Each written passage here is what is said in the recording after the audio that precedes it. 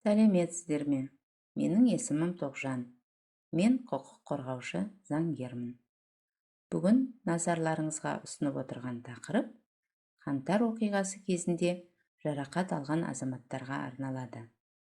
2022 жылғы қайғылы да қанды қаңтар жүздеген азаматтарымыздың отбасы мен денсаулығына ауыр залал келтірді. Еліміздің көптеген азаматтары қазіргі таңға дейін кәсіби дәрігерлік көмек пен қажетті ем шаралар ала алмай жүр. Тіпті кейбірінің денесінде оқ немесе басқа да жарылғыш заттардың бөлшектері алынбаған. Қазақстанда немесе шетелде ота жасата алмай, мүгедектік рәсімдей алмай жүргендер де баршылық. Біздің ұжым 2022 жылғы қаңтарда жарақат алған Алматы, Семей қалаларының ондаған азаматтарына заңды көмек көрсетіп, денсаулықтарына байланысты моральдық, материалдық өтемақы алу үшін сотқа жүгініп, оң нәтижелі сот шешімдерін алып жатыр. Бірнеше азаматтарға заңды көмек көрсетіп, Қазақстан халқына әлеуметтік қорына қажетті құжаттарды жинауға және тиісінше рәсімдеуге көмектесіп, өтемақы алып беруге де себепші болып жүр. Бұдан басқа еліміздің азаматтары шетелде емделуге мүмкіндіктері болмай, осы күнге дейін медициналық көмекке зәру болып отыр. Сіздердің Қазақстан Республикасының азаматтары ретінде денсаулық сақтауға құқығыңыз еліміздің ата заңымен қорғалады. Және заңмен белгіленген кепілді медициналық көмектің көлемін тегін алуға хақыңыз бар. Осыған байланысты тегін медициналық көмектің кепілдік берілген көлемі шеңберінде Қазақстан Республикасының азаматтарын шетелге емделуге жіберу және емдеуді отандық медициналық ұйымдарда жүргізу үшін шетелдік мамандарды тарту қағидаларын әзірлеуді бекіту туралы Қазақстан Республикасы денсаулық сақтау министрінің 2021 жылғы 26 мамырындағы бұйрығына назар аударуды жөн көріп отырмын. Мәтіннің сілтемесі подкастың соңында берілген. Қазақстан Республикасының азаматтары шетелге емделуге жіберілетін аурулардың тізбесі де осы бұйрықта көрсетілген. Олардың бірнешеуін атап өтейік.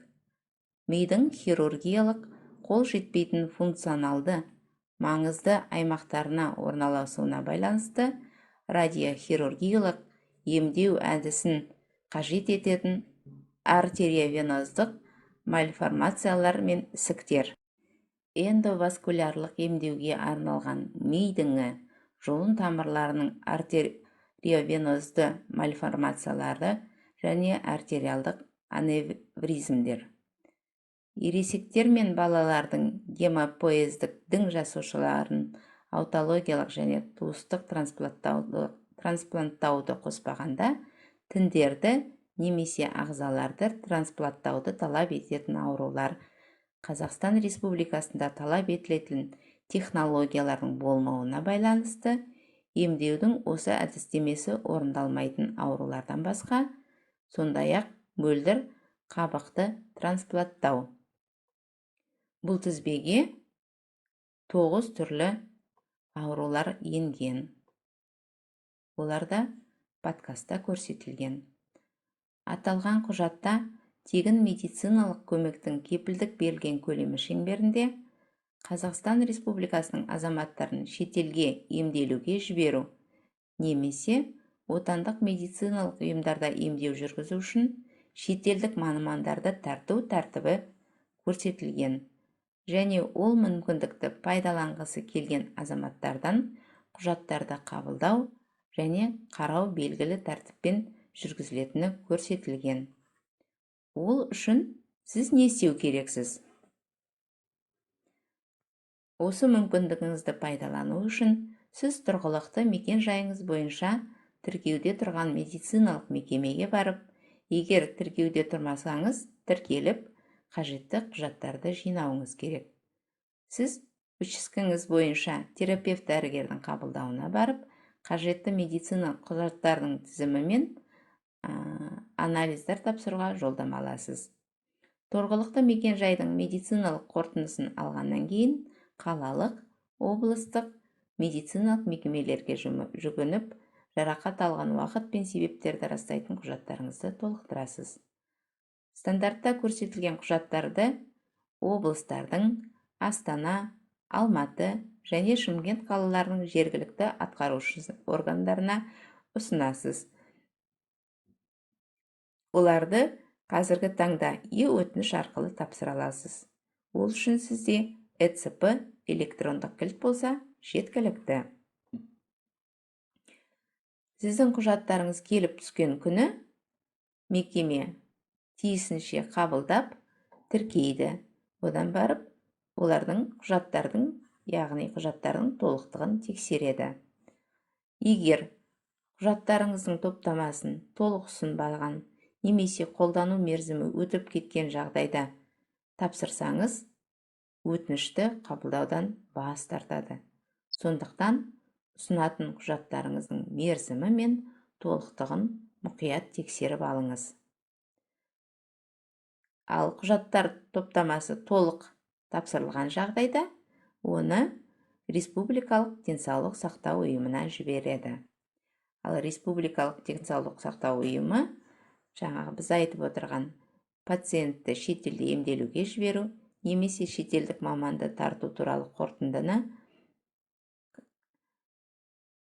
шығарып, қабылданған шешім жайында сізге жолдаманы жібереді. Жауап келгеннен кейін, ұйымның қорытындысын бере отырып, сізге жазбаша жауап немесе мемлекеттік қызмет көрсетуден дәлелді бас тарту туралы сізге жауап береді. Жаңағы сіздің құжаттарыңызды қабылдап алған мекеме. Мемлекеттік қызмет көрсету органдарының мекен-жайлары министрліктің интернет ресурсында орналастырылған. dsm.gov.kz мемлекеттік қызметтер бөлімі деп аталады. Сонымен пациентті шетелге емделуге жіберудің және отандық медициналық ұйымдарда емдеу жүргізу үшін шетелдік мамандарды тартудың орындалығы туралы шешім қабылдау бейінді мамандардың қорытындылары негізінде республикалық денсаулық сақтау ұйымдары деңгейінде қабылданады.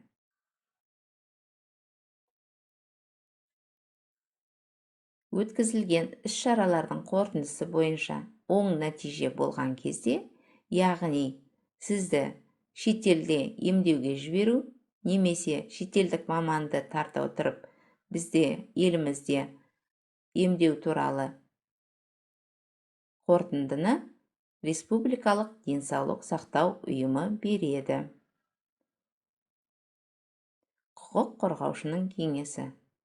Қазақстан Республикасы азаматының Конституцияда көрсетілген құқықтарыңызды пайдаланып, тіркеуде тұрған жергілікті денсаулық сақтау мекемесіне барып, тегін мемлекеттік медициналық қызмет көрсету шеңберінде денсаулығыңызды түзетуге амалдар жасап, емделіңіз. Назарларыңызға көп рахмет. Бүгінгі сұхбат сіздерге аз да болса пайдалы болады деген ойдамын. Келесі кездескенше аман сау болыңыздар.